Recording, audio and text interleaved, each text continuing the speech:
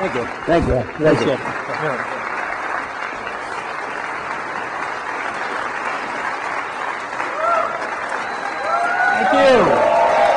Thank you very much.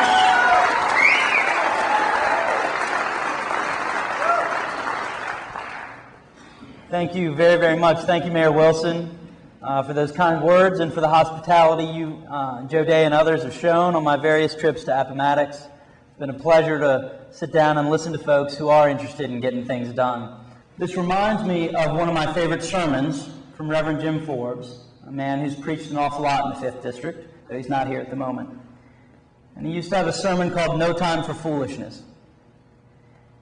And when you have 35% poverty rates in some of our counties, when you have 24% dropout rates in some of our high schools, this is not a time for game playing. This isn't a time for silliness. This is a time for serious leadership of people who are more interested in making jobs than making headlines. And I believe, as the good book says, we will be known by our fruits. So let me tell you what I think I will focus on and fight for up in Congress.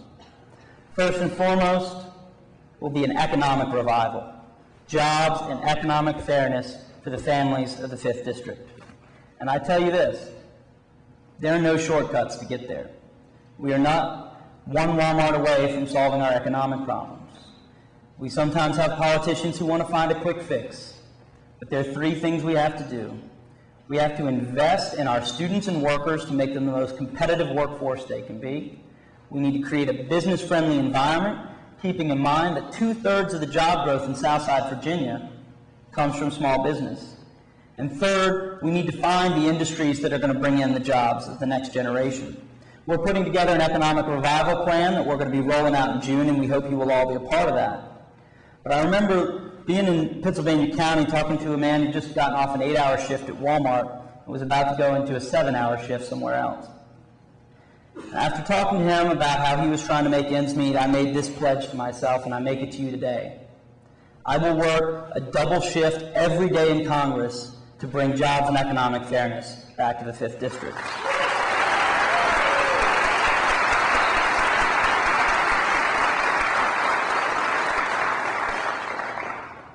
The second thing I will focus on is a revival of our national security agenda. I don't believe that President Bush and Congressman Good hate America, but they are hurting America because they do not know how to win this war. This is an issue that goes beyond party lines. We have to have a solution for victory. I've been on the ground in Afghanistan. I know what it's going to take to win this war. We have to win it. We have to win it in Iraq as well, and we have to understand what the military and the intelligence community are telling us. The primary problem is that we got the power sharing arrangement wrong. We have to figure out how to change the balance of power politically. We have these debates here where we're asking the wrong questions. I worked for 2 years on a new plan in Iraq to change the balance of power and solve the military situation, and a new strategy in Afghanistan. But there's one more thing on which I can't even believe that Congressman Good and I disagree, which is a new GI Bill for our returning veterans and troops.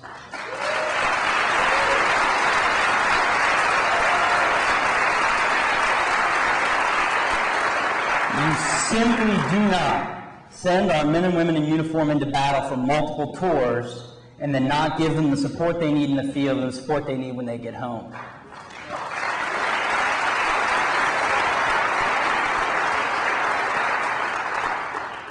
Congressman Good voted 2 days ago, and there was a simple choice. Do you side with millionaires or do you side with our troops? He sided with millionaires. I will fight every day to ensure that our troops and veterans have the support that they need in the field and at home. The third thing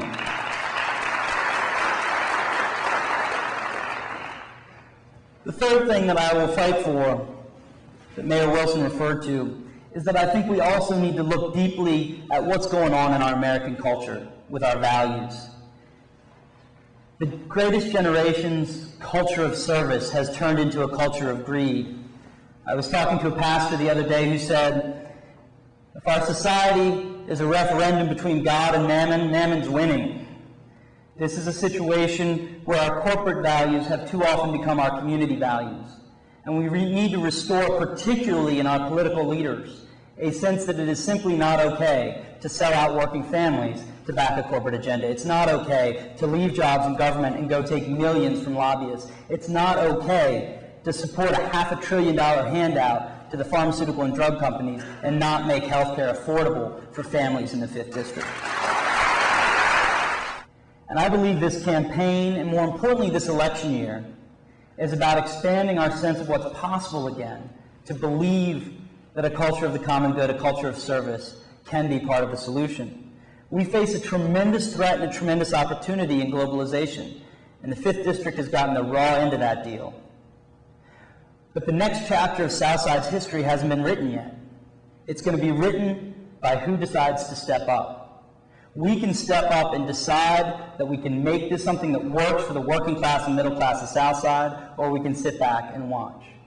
We've had leadership that is more focused on excuses than solutions, more focused on whining than winning. What we need to do is roll up our shirt sleeves and get down to business.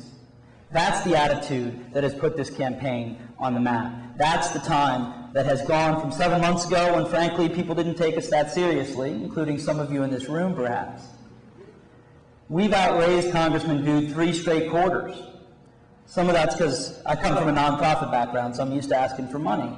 But a big part of it is because there's a moment right now where people are willing to believe.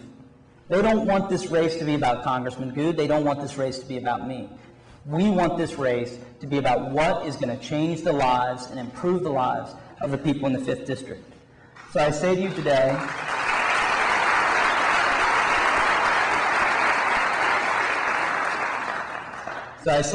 with great honor, great humility, how much it means to be the Democratic nominee in the 5th District, and to put together a campaign that will finally flip the 5th District back to the blue column and be part of turning Virginia blue.